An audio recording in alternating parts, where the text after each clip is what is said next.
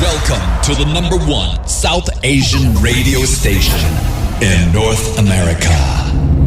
Rukus Avenue Radio. What's going on? This is Bobby Dylan, also known as Bobby Empath, and welcome to Mental Dominance.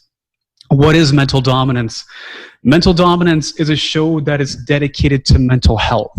It's dedicated to spiritual enlightenment and for your inner well-being. Also, when it comes to mental dominance, we always find ourselves that we're at war or we're at a battle with each other. We're not here to defeat ourselves. We are here to win ourselves back.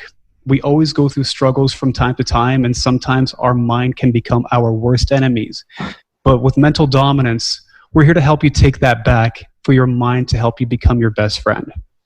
So we're just going to get right into it very shortly with our special guest, but I kind of want to give a brief overview of mental dominance and why we're putting this show together.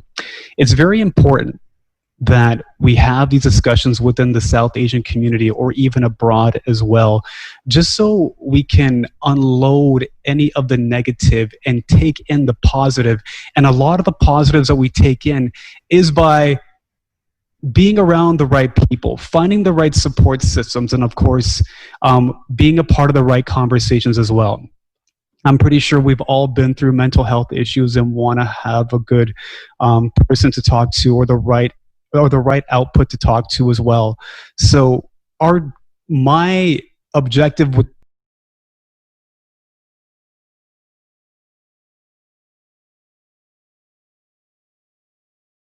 So that's a little overview of mental dominance. And at the end of the day, it's going to be some tough love. It's going to be some grit. We're here to toughen you up, and we're here to help you overcome any of the battles that you face inside. The battle's not with them.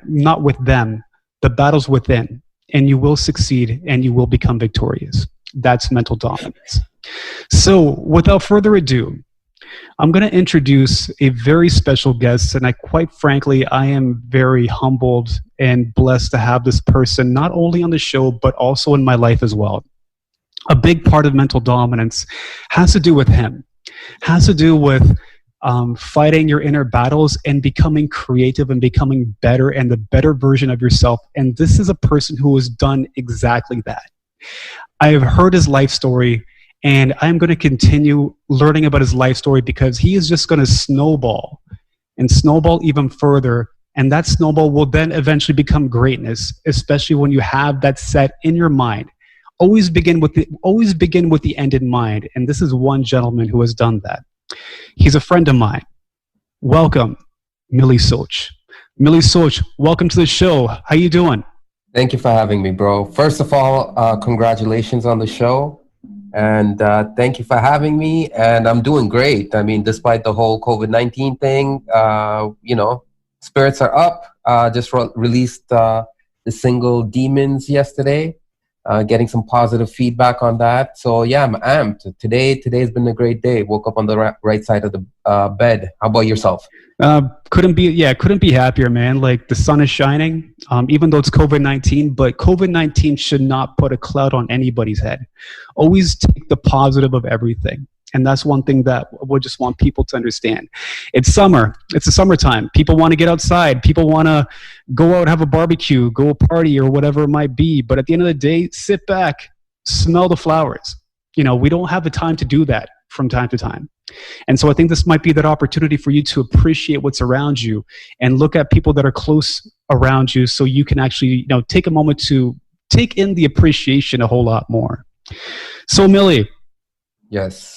Those of you, well, for one, congratulations on the release of Demons. Killer track. And I know it's going to, snowball, based on the response that I've been hearing. It's a very honest track, which I really love. And of course, it's very impactful. The beat, the theme, everything, even though it might be demonic, it's not really demonic because you're here to fight your inner demons. And that's a big reason why I wanted you on my show.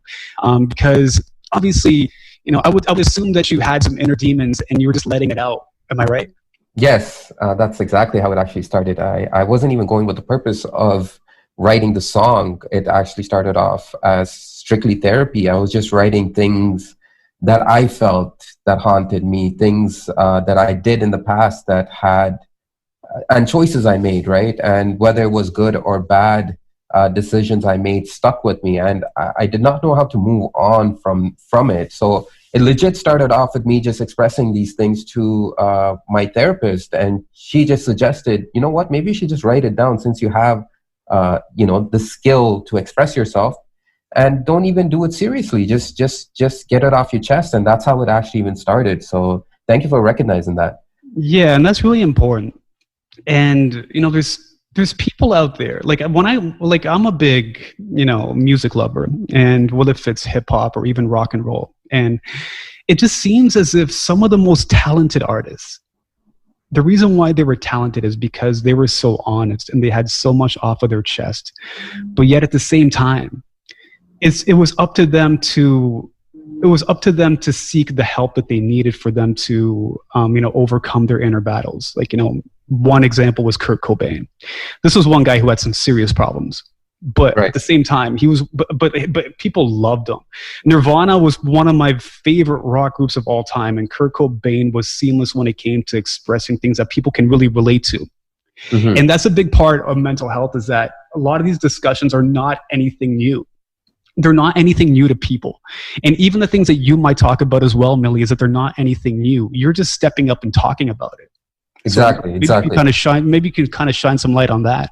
Yeah, for sure. I mean, just growing up, and I grew up in Scarborough, Toronto, and growing up in Scarborough, it's not, especially even 10 years ago, it was very shunned upon. Like if someone even knew you're seeking therapy, you were looked at least the circle I was around, you were looked at very like you're soft and you're not man enough, or those things really don't exist, and like you need to just drink or smoke your pain away kind of stigma was what was attached to that. And to be honest, I was part of that. That's how my brain was completely conditioned to behave like that. And that's how I used to move. I used to always smoke, drink, and that's how I used to numb my pain and not understand that there's any other way to cope with things.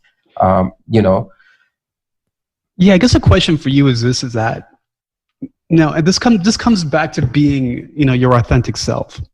But obviously, I don't have any judgment for people who smoke or drink. Obviously, I drink from time to time as well. But do you find that when you numb yourself, are you your authentic self, or do you think you're the opposite of your authentic self when you numb yourself that way?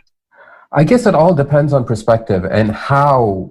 What is numbing yourself, right? So when I speak about me and used to numbing myself to pain, I'm talking about very emotional pain. I'm talking about emotional trauma. I'm talking about mental trauma, mental pain, right? Yeah. So because I was ashamed of maybe certain things that I did, or certain situations I was put in, and certain choices I've made in life, and because of that, I've held on to so much pain. Yeah. So I think it's all about perspective. So at that point, yes, I was abusing drugs. I was smoking weed to numb my pain, my emotional pain. You know what I mean? So I think there's a perspective to everything. Like now, like as you mentioned, you said that you have a couple drinks sometimes, and yeah, now I smoke weed, but now when I smoke it, I'm actually smoking it for chronic pain, right?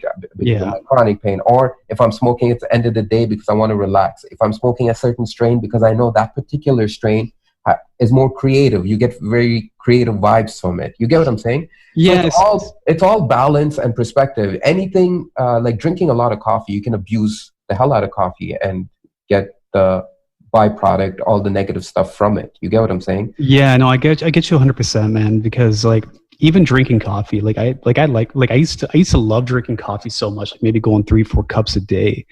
And now like when I drink coffee, like, I get the jitters, like I get anxiety. It actually messes with your head.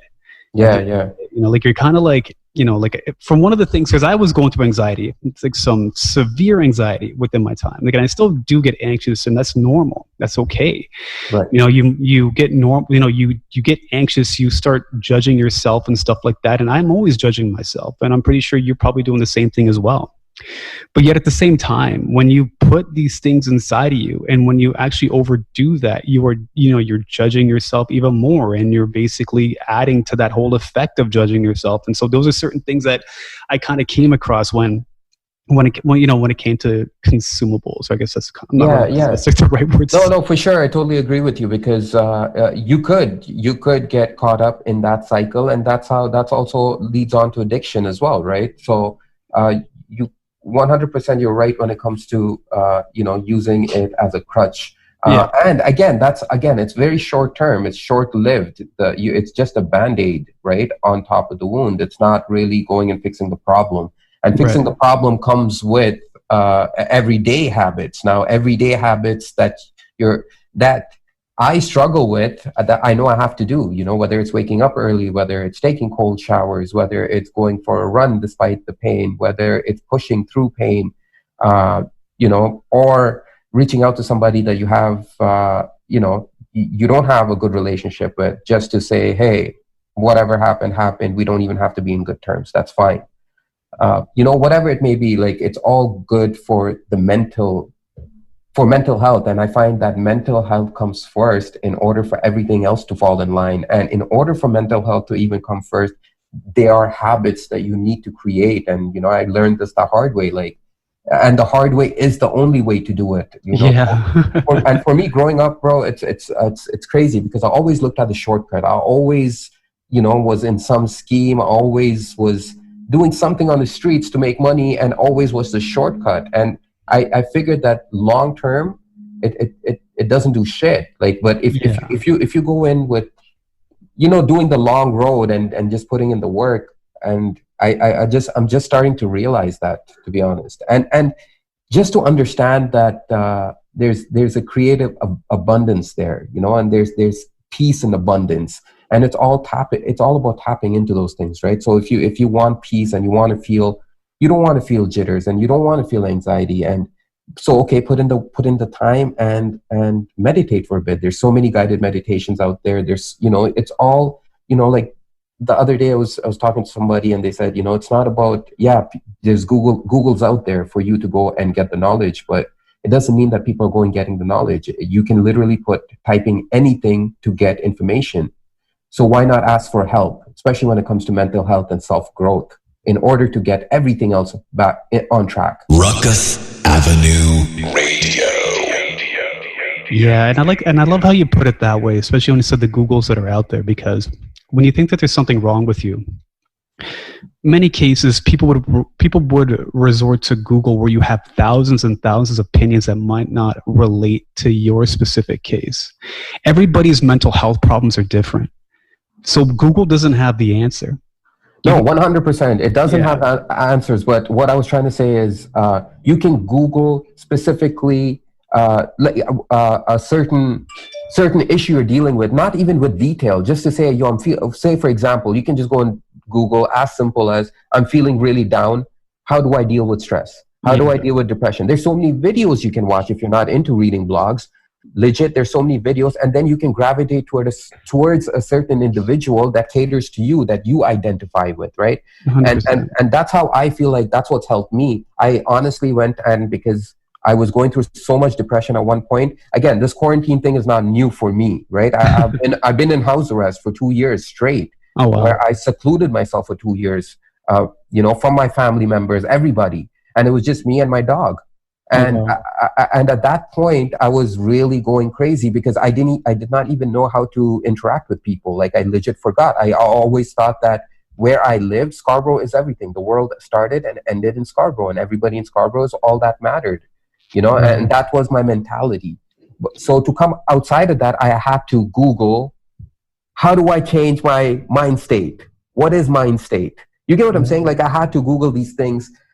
Again, I'm not saying seek for any sort of medical advice just blindly from Google. No, that's not what I'm saying. I'm saying seek how you can get off of a mental state that you're in, right? Like, so if you're in a state of depression, you can process depression through somebody else's story. That's all I'm saying. It's who's saying the story, and what story they're saying is, depending on your personality, you would gravitate towards it. Yeah, I love how you put it that way, because it's, like it basically sheds a lot of light, especially when it comes to the discussion that we're having today. So, Mili, is it okay if I, dig a little deeper inside you? Yeah, of course, of course. That's what we're here for. Yeah, because I guess my history with you is a little unique, and I guess kind of put it out there because obviously like I lived in Scarborough, and being from Scarborough and all, I'm not originally from Scarborough, but when Mili and I, when we first connected, it was through Desi Fest, and after we connected, obviously I knew from the get-go Mili was hungry. Like he was a hungry artist. He was out there. He was willing to learn and willing to like put himself out there. He was willing to network and meet the right people, and of course, take the right path in doing things, and basically doing things without an ego, which was kind of what gravitated me towards Mili Soch as well. But it was funny because when I first met Mili Soch, I knew I kind of had an idea what his background was a little bit. The school of hard knocks that he came from a little bit. I remember that the first time we met up, I had to make sure that it was in a public place because I didn't know I was going to get shot or robbed or whatever it might be. So obviously that wasn't the case. So, but Mili, I guess one thing that I'm pretty sure many others would want to know as well, because people only know one side to Mili, which is the artist. But what I would like to know, well, even though I already do know this, but I think from the viewers that are out there, what is this backstory behind Mili Soch, and what led him to become the artist, and what led down to his creativity and becoming the artist? Because things don't just happen. Things don't just say, you don't just wake up one day and say, hey, I'm going to be an artist. Obviously, it all comes from passion. It all comes from like the drive that you have inside. So if you can just kind of like, speak to that. Yeah, I mean, for me, it all started like as soon as I heard hip hop, to be honest. Even then as a kid, I could remember telling like my other Desi friends, like, yo, wouldn't it be so cool if someone was doing this like in Hindi or Urdu or something and we could understand it, like, and just move that way, And since then I was like gravitated towards that, and just the culture by itself.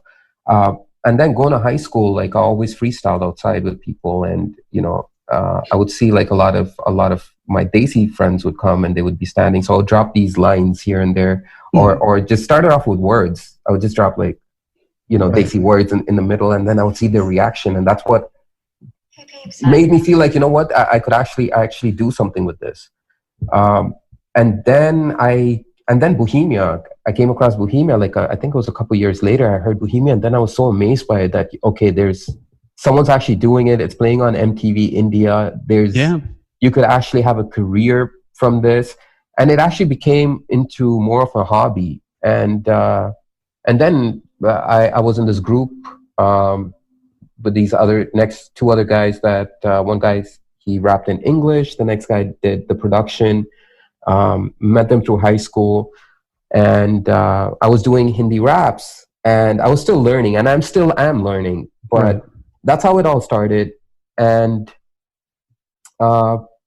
then I just told myself that because of creative differences, we all just went our own different ways. At that point, I realized, what? No matter what, I'm going to do this. Whether it's with myself or whether someone's going to help me out or not, I am going to do this myself, whatever it takes. And that's what made me change my mind to go ask questions, and don't feel, don't have that ego in any sort of way to go to networking events, even if you have to show up alone. And I just figured I had to just put in the work and grind. So I started doing that. And my first album, Higher Soch, the whole point of that album was to just show that, hey, this English rap works. I was more so trying to prove it to myself, I guess, than anybody else. And I was really seeking validation. So as an artist, this one thing I realized, it took me a while to understand that I am an artist. You know what I mean? And come to that understanding in general. Okay, I am an artist, and it's just not me, and other artists have similar mind states or different rituals that they carry to get into creative flow states and flow zones. So the first album made me feel, I felt kind of stuck after the first album came out, because I was seeking validation. I felt like my intentions were all wrong, and it was all for the wrong reasons I was doing it. And I wasn't doing it really for myself. But because of going through that depression and that time it was pretty dark for me. Everything came crashing down. My youngest brother was arrested, and he was looking at some serious time. You know, and I was going through like serious depression. I didn't know which way I wanted to take my career. What's next after Higher Soch? What are we doing next, you know? And at that point, I was going through because of my chronic pain as well from my accident, I was going through serious depression, not understanding how to deal with this pain and how to deal with everything else surrounding in the exterior that I have no control over. And then going to therapy, I understood, okay, you know what? It's up to me to actually put in the work. And I started picking up self-reading books. I started listening to podcasts on how to, in advancing yourself and bettermenting yourself in being the best version of yourself. Yes. And I started making it a ritual, like legit. Every day I wake up, as soon as I wake up, I start playing some motivational thing right away. Right away I listen, even though I don't want to listen to it, I just play it because I understand now that it's important for the message to penetrate my subconscious. So even if my conscious mind, my body feels like, oh, you want to be lazy because I've been lazy for so many years, my subconscious mind will be like, no, what's more important? Let's get to what's really important and get that done, you know? And that's where I'm creating from now. So when Johari Window started, it started off as that. It started off as just me writing all this, writing for therapy, writing poetry for therapy. And that's all it was. And slowly it started formulating into songs as I start feeling better as I wrote these poems. Yes. I started feeling a bit better. I started going to studio. I started meeting a couple of people. I started understanding, okay, I need to stretch more often. I need to go to physiotherapy. I need to take proper medication. And as I kept doing these things, it helped me go outside and network with a few people, at least not as much as I would like to, but you know, for those couple of hours. And in those couple of hours, I made the most of it. I met a few producers and I started telling them, hey, this is what I'm working on. And because I felt like it's coming from a true place of mental clarity, and I wrote it as a release, and the intention was so pure that yes. I just wanted a different perspective and not personal attachment to it. And because I did that, I feel like these producers gravitated towards me. So with the first album, it felt very transactional. Everything felt transactional. All the collaborations felt transactional. Everything felt very transactional, you know, to be very transparent. But with this album, it didn't feel like that. It felt this feels like my true artist first album self, you know. But I know that's not the case. This is my second album, but this is my first ever personal album. And everything that's been created has been created from being 100% my authentic self, you know? Yeah. And whether that's being, whether that's addressing pain and different issues within the community, or it could also be celebrating the fact that I'm from Toronto, I'm a Desi from Toronto, I'm Canadian, celebrating the fact that, you know, we're blessed to live in a city where we get to experience so much multiculturalism and so many other ethnicities, and just to be part of all that, just, you know, it feels like couldn't be a better place to be in right now. Rukus Avenue Radio. Yeah, exactly. No, Toronto is not a melting pot; it's a potluck. We take the best of everything. And I think that's what kind of makes the city so good. And so, and, you know, and obviously, like, you know, I can't really picture myself living anywhere else besides here. And so, and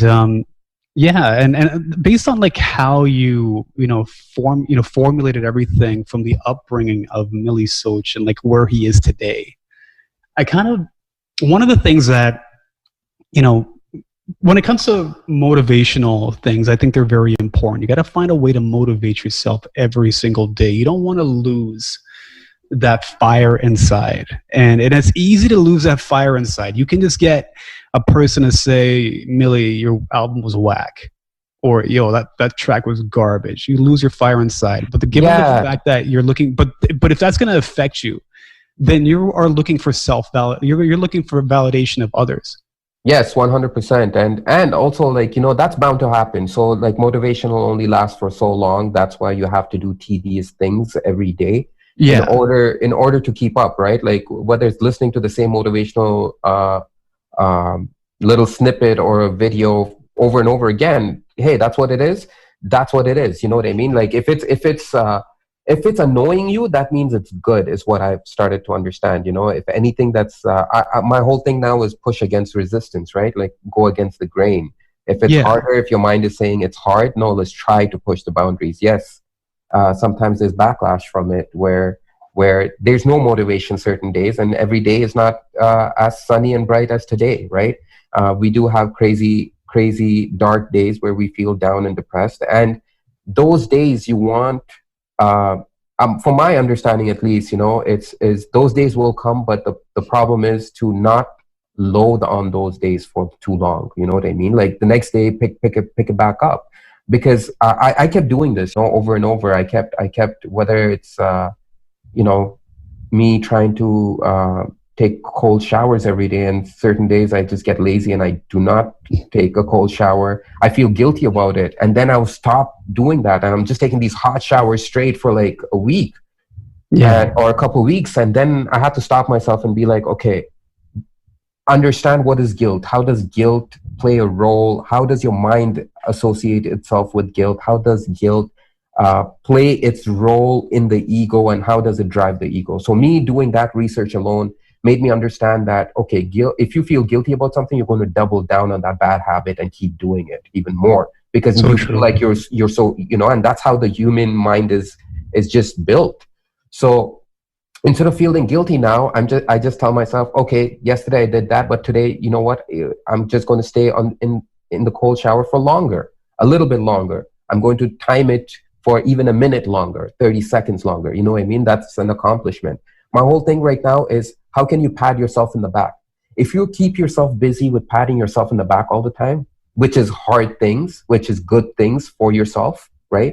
If you keep busy doing that, okay, you don't have time to be depressed. And again, don't get me wrong, those days will come, those weeks will come. Sometimes they turn into months, but you know, you need to find what do you have? What are you good at? What release could you have? Some people like going to the gym and, you know, releasing that. I know because of the COVID-19 situation, a lot of us cannot, but you can go out for a run, you know, and some people like myself, I'm kind of injured. I could only go for a jog for so long, and then I feel pain, but I have the music. I can come and release my stress or my mental,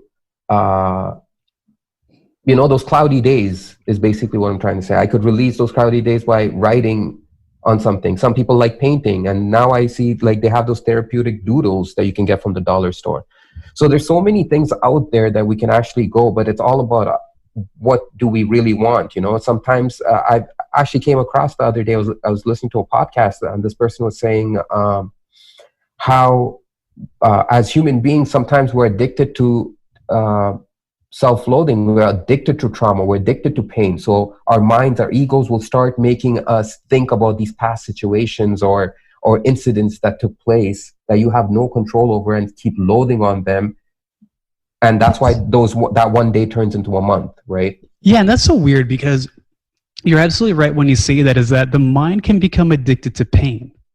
Why? You know, there's many situations where there's many cases where we can put ourselves in situations where we kind of attract pain, especially when it comes to depression, because when we're depressed, we are attracting pain. But then at the end of the day, the only person that we're truly hurting is ourselves. Yeah.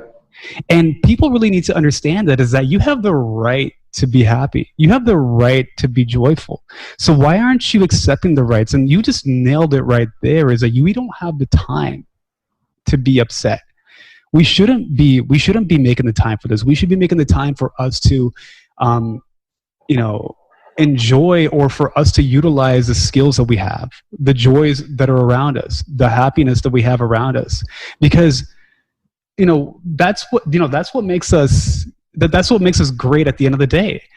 Your authentic self is your happy self, is when you are in the zone. Like right now, Mili, you're on a huge roll right now, especially with Johari's Window. And trust me, like I know it's gonna hit people with a bang, and I know that. And the reason why that's the case is because I remember I mentioned this before, is that it's very honest. And the fact that we've gone through problems, and the fact that we experience problems, if we experience problems, turn your problems into a skill. Right. Turn your problems, get rich off of your problems. If you have a problem, deal with it. And when you deal with your problem, you are finding the blueprint of dealing with the problem, and you're going to excel at that. Get rich off of it. Get better. And then when the third album comes out, it's you're just going to snowball and snowball even further, to a point where you're going to eventually find greatness, considering the fact that you identified all these things. Right. This is the reason why it was important for me to have this discussion with you today, because there's a lot more to the music. There's the foundational side behind the music, and the music is who you are. And basically it's the real story behind Mili Soch, and how it actually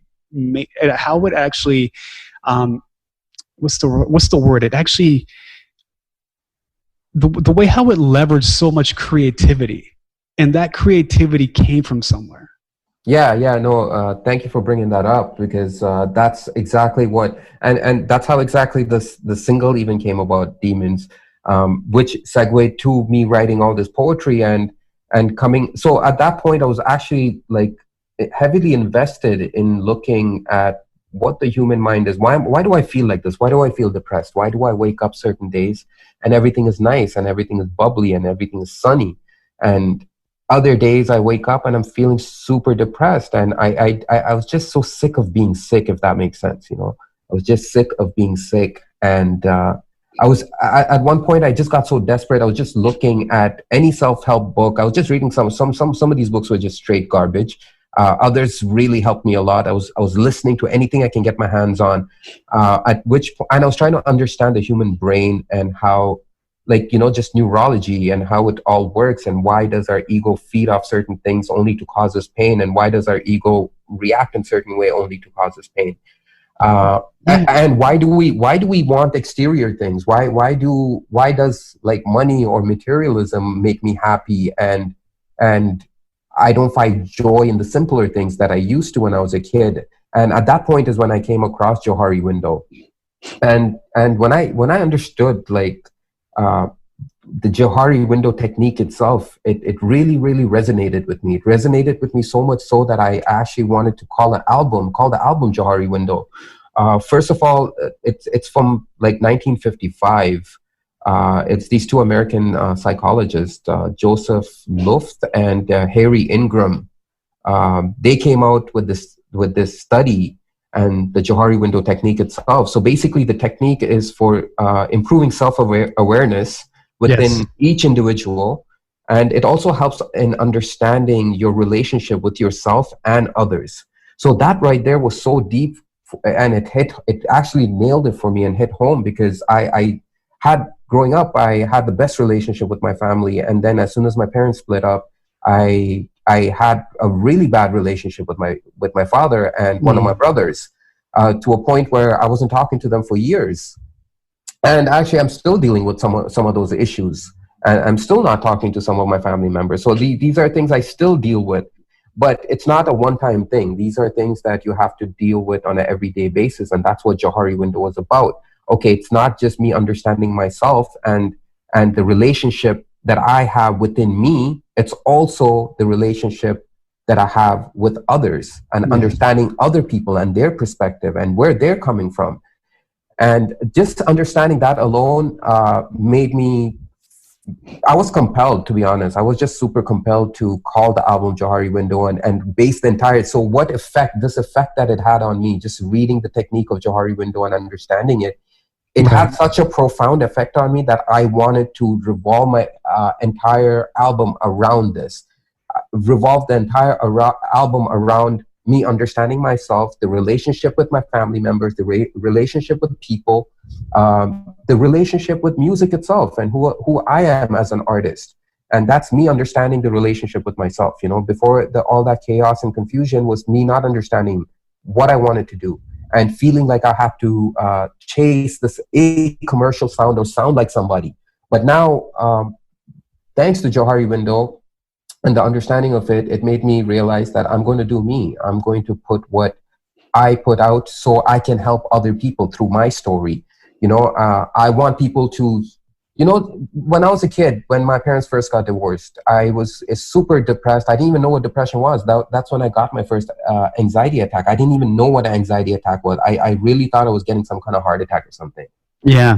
But at that point, I was listening to a lot of Eminem. I was listening to a lot of Immortal Technique, and just listening to people's stories and the struggles made me feel better. It made me feel like, okay, I'm not the only one. I'm not, you know, these people made it through that. And I want to have that same effect. And the first time I read Johari Window and understood the technique of Johari Window is what I want to relay through the album. When I want people to hear the album, I want you to like it for what it is, because it made a difference to you, because you resonated with it, because you liked the beat, you liked the delivery of the message for its true, authentic, creative parts. Not just because you know me, not just because you are my friend, not just, you know, I don't want to do that anymore. I'm not looking for validation.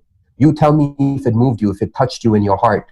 Right. And if that's the case, then share it with everybody else. And that's what Johari Window is. And I can't wait to share it with the world. It was supposed to be out already, but again, because of the lockdown, things have been pushed back. But until then, we're pushing out the singles. Shout outs to management. Shout out to And shout outs to XD Pro, man, with this beat. They, you know, like when I even came through and seen them at the studio, it was, you know, I was telling them the whole Johari Window and what the technique is and what exactly was. And they told me that I should pursue it. I definitely should go for it. And when I spit Demons, they really loved it. And they just understood what I was trying to do. And that just reflected on the production part of things. You know, just the production is so aggressive, and so it's exactly how I feel, just that the chaos within. And, you know, it came out flawless. And shout outs to Algorithm Studios for the master, and Sheldon Moore for the mixing. You know, he's somebody that I've been working with for a long, long time, just to understand myself again, understand myself as an artist. And you know, I don't do this enough, but shout outs to Sheldon for helping me find my sound. Rukus Avenue Radio. Yeah, I know Sheldon has been a big reason behind, you know, the production quality behind what you do. And of course, like, yeah, that name definitely rings a bell. And of course, it's and given the fact that, you know, you have, you know, quite a broad support system around you, I think it's really important. Being a firm believer, and especially when it comes to your management too, is that, you know, if you have these people around you that are believing in you, you know, you have no choice but to believe in yourself, Mili. And given the fact that you're doing that, you know, you're going to be, you know, you're going to be great at the end of the day. And thank you, Dan. Thank you very much for your support. You know, I mean, I don't say it enough as well, but thank you so much for believing in me, and all the support and all the love that you show me unconditionally as a friend. I appreciate it. Because at the end of the day, like, it's all a matter of, you know, like, you have to go. We live in a society where you get a lot of, and honestly, I'm going to be straight up when I say this, fake love. Right. Fake love. Like, you know, fake love happens, and it happens a lot. Social media, fake love. Instagram likes, fake love. You know, like, there's so many things around fake love, and I'm kind of just, you know, putting it out there, is that there's more to people. Do you have people around you that are more to you than just an Instagram comment, or people around you that are just kind of like a pat on the back, or people who give you the biggest hug when they see you in person because they know who you are? Yes. Is that real love or is that fake love? So that's where it comes down to identifying people. You probably have a lot of people around you, or people who are just trying to reach out to you, looking to get, maybe something out of you. Nowadays, I guess what my thing is that when you come across people in life and these people are of value to you, don't ask for anything, at least not up front. Provide for them first. And that goes down the authenticity of what separates the real love from the fake love. Offer them something. Give them something. Well, if it doesn't have to be anything material, but give them some type of level of perception. For sure. This person is real, and this person is a person that has your back. Because everybody's your friend when things are going good. But really identify the people around you when things are not going good. Yeah, 100%. Can't agree with you more. And it's really important. It's really important who you surround yourself with, right? Like, and sometimes people won't believe in you because they probably believe the old you. And maybe today your mentality is different and you want to be somebody that, you want to be the best version of yourself, and it completely is contradicting the old you. And sometimes people don't see that until you make the change within in order for them even to believe in you. Yeah. You know what I mean? And some people don't want to see you win. Quite frankly, I love seeing people win. Yeah, man. I was actually talking. I was talking to someone about this today. That's so funny. Like, I was just talking about how. Like when we see each other and how you addressed fake love, sometimes people feel like it's a need to shake your hand, and you're just trying to be nice or whatever. And people do show fake love sometimes. It's because I think they feel like they need something for you, like you said. But sometimes it's not a bad thing when two people can actually provide something for each other with all positive intentions and nothing malice, with nothing deceiving going on. You get what I'm saying? 100%. And it's good and healthy to have a relationship like that. And I was just talking to somebody else about how when we see each other, we're so quick to jump on social media and like each other's pictures and comment on each other's posts. But when it comes to when we see each other in real life, we hold some kind of ego where either sometimes people pretend they don't know who you are. I've been there. I've tried to pretend where I don't know people. I've actually did this with XD Pro, where the first time I met them and we started even working on the song, I was just acting like nonchalant, like, oh, it's just XD Pro, another producer working on my album. But truly inside, I was super excited that it's XD Pro because I've been fans of XD Pro. But I felt like, oh no, I'm too hard, I'm too gangster. I'm not going to say that. I'm not going to tell them how excited I am to work with them. But ever since we started recording until we started recording for the video shoot, when I seen them again, by then I was a changed person. I had understandings of I can't be like that. I have to express true love and true inspiration. If someone truly inspired me, I have to express it. Yes. I have to tell them what impact they had on my life at that moment. In that moment. So that's when I told them straight up that I've been huge fans and I'm super excited. I'm like, I have XD Pro, like I have XD Pros for producing a track for me. And I told them that I would have never told them this before.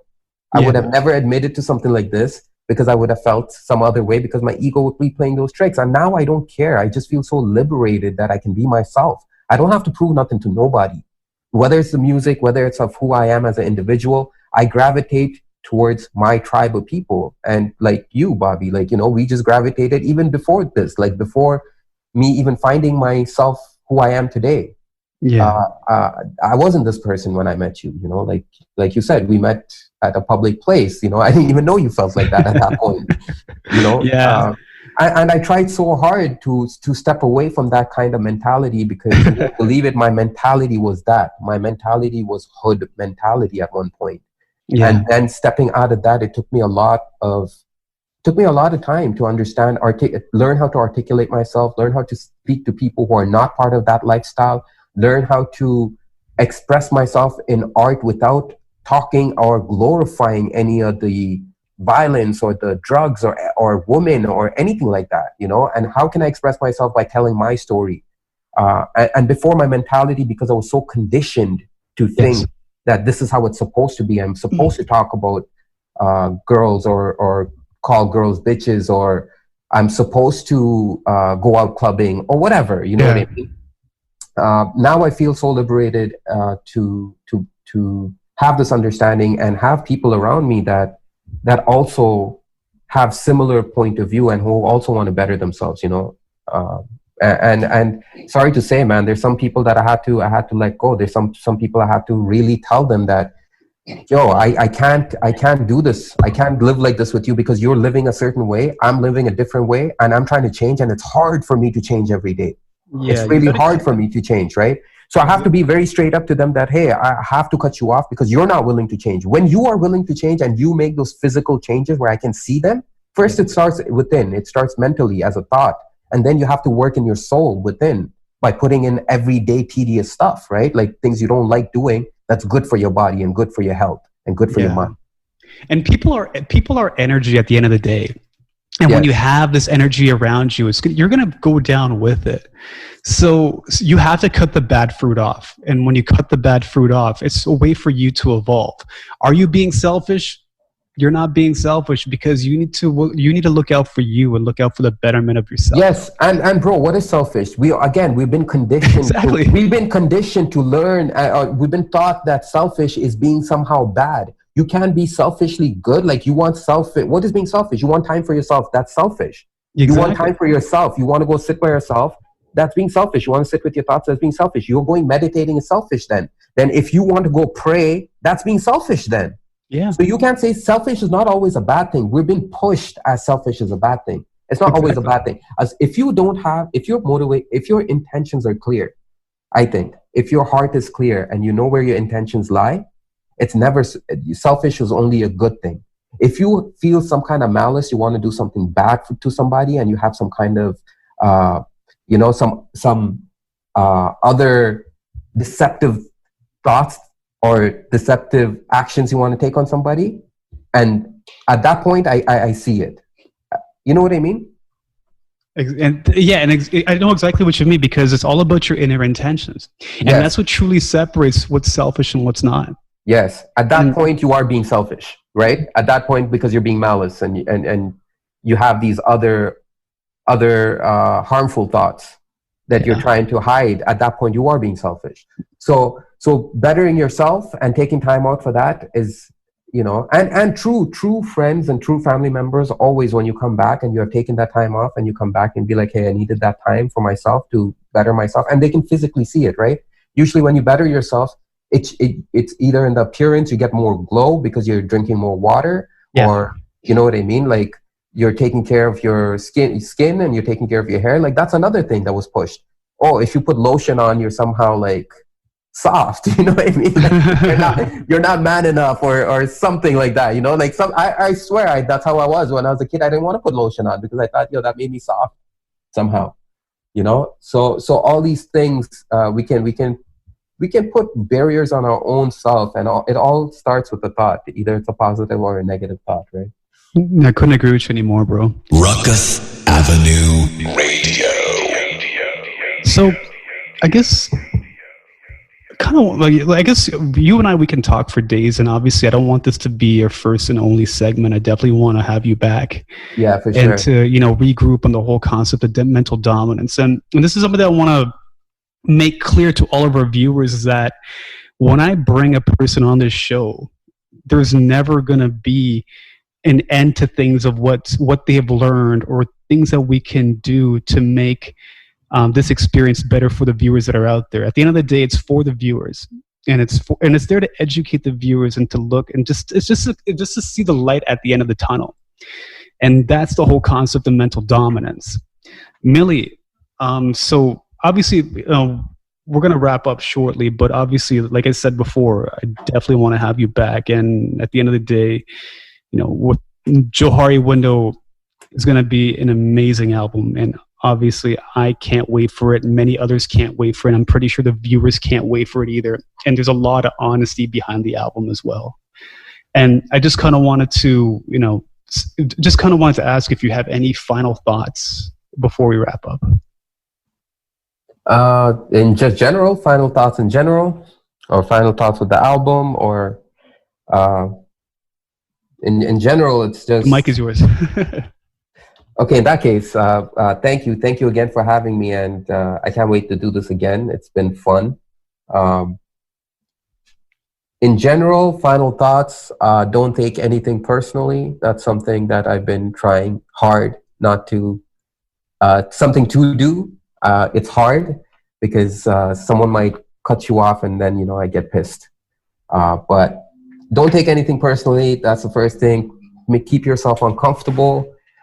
Music-wise, Johari Window is coming out. Please look into Johari Window and the techniques of Johari Window. This is aside from the album, just the concept of Johari Window itself. And we're dropping the next single, Daisy in the Six. Right. Daisy's in the Six, DIP6, in about 4 to 8 weeks. Okay. Next audio single. And yeah. No, definitely look forward to that as well. And obviously, I do expect it. Obviously, we're all, looking forward to this banger to come out as well. And yeah, like I said, Mili, congratulations. The sky is yours. Sorry, the sky's the limit. The world is yours. And looking forward to seeing you on the other side. And of course, much success to you and many more to come. Likewise, brother. So this wraps up our segment with Desi rapper, critically acclaimed, award-winning Desi rapper Mili Soch. Obviously, check him out. Look him up online, Instagram, Mili Soch, and look at the material that he has out. And obviously, if you haven't heard of him, you'll gain a lot of perspective out of his music. Lastly, I just want to give a final shout out to Rukus Avenue Radio and having me to be a part of the family, and Dash Radio in association with Dash Radio. Definitely look forward to bringing some great, insightful discussions to contribute to your channel as well.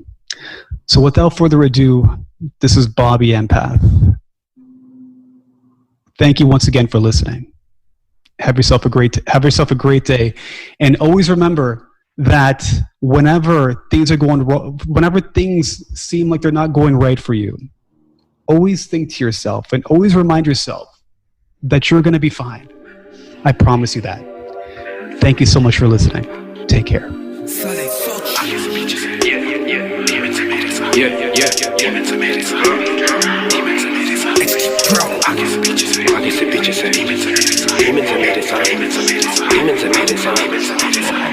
Made a comment that I was mindless, but it shine every time we heard sirens. Cut the knock, cut the no license. Sat me bap, na hita for guidance. Short up, high, caught up in the jam. Nagli credit cards and scams. Like a police go jail. Vodin time, me parishan. Had no money for bail. My paycheck deposit fake. But like me nikla advance. Sagli then he walked a free man. Yarab shukriya for your grace. Like in shaitani tha ye plan. Yarab shukriya for your grace. Like in shaitani tha ye plan. Yarab mujhe kar de maa. Upar wale mujhe kar de maa. Oh Lord mujhe kar de maa. For every time mere kam jo the haram. Yarab mujhe kar de maa. Upar wale mujhe kar de maa. Oh Lord mujhe kar de maa. For every time mere kam jo the haram. Demons are mere saath. Demons are mere saath. Demons are mere saath. आगे से पीछे से Demons are mere saath. Demons are mere saath. Demons are mere saath. दाएं से बाएं से Demons are mere saath. Demons are mere saath. Demons are mere saath. आगे से पीछे से Demons are mere saath. Demons are mere saath. Demons are mere saath. Demons are mere saath. मेरे x का बाप था मरीज अफगानिस्तान में लगी इसको गोली 2 shots pop off spinal injury तोहफा from the Russian military from the waist down था वो paralyzed 1 ounce मेरे से used to buy देता था advice कहता था life's passing by in a blink of an eye pain in his eyes गांजा था उसका दवाई helped him master his pain disguise घर का सफाई used to help him with एक दिन found out he just died cause of death marijuana induced cardiac arrest suffice to say I still live with this guilt inside यार रब मुझे कर दे माफ ऊपर वाले मुझे कर दे माफ oh Lord मुझे कर दे माफ for every time मेरे काम जो थे हाराम यार रब मुझे कर दे माफ ऊपर वाले मुझे कर दे माफ oh Lord मुझे कर दे माफ for every time मेरे काम जो थे हाराम आगे से पीछे से demons है मेरे साथ Demons है मेरे साथ Demons है मेरे साथ आगे से पीछे से Demons है मेरे साथ Demons है मेरे साथ Demons है मेरे साथ दाएं से बाएं से Demons है मेरे साथ Demons है मेरे साथ Demons है मेरे साथ आगे से पीछे से Demons है मेरे साथ Demons है मेरे साथ Demons है मेरे साथ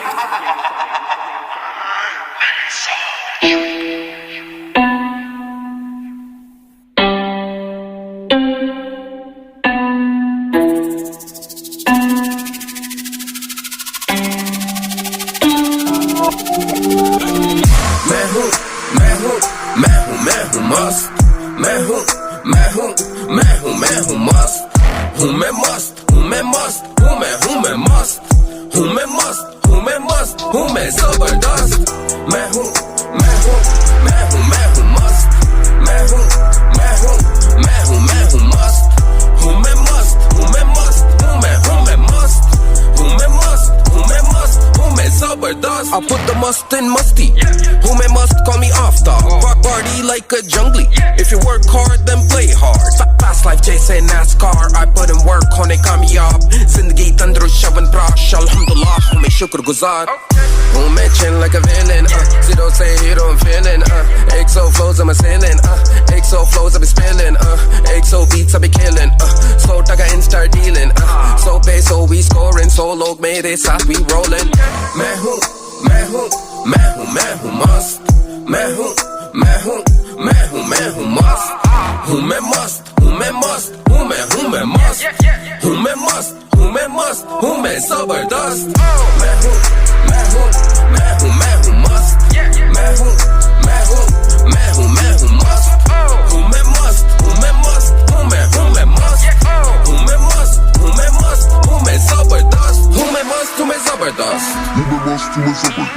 साथ में माल मत जबरदस्त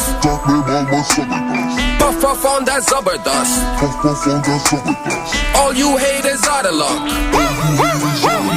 on the 401 pushing 200 beats खरीदने 1 ounce 220 दम मारो दम 420 2-3 blunts we smoke my G Hari like shakahari smoke in my lungs push I breathe उड़ता पतंग उड़ता पंछी I put the must in mastani